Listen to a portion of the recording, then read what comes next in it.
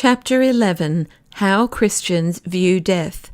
But neither should we be put to death, nor would wicked men and devils be more powerful than we, were not death a debt due by every man that is born.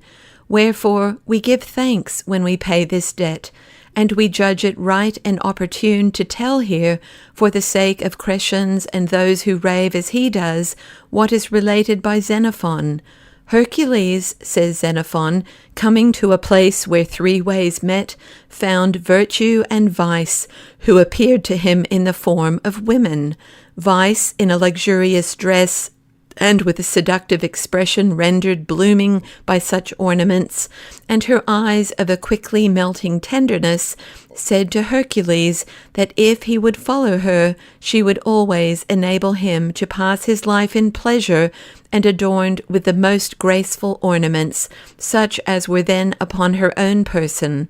And Virtue, who was of squalid look and dress, said, But if you obey me, you shall adorn yourself not with ornament, nor beauty that passes away and perishes, but with everlasting and precious graces.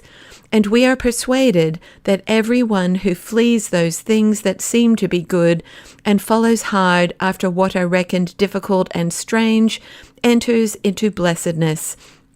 For vice, when by imitation of what is incorruptible, for what is really incorruptible she neither has nor can produce, she has thrown around her own actions, as a disguise, the properties of virtue, and qualities which are really excellent, leads captive earthly-minded men, attaching to virtue her own evil properties.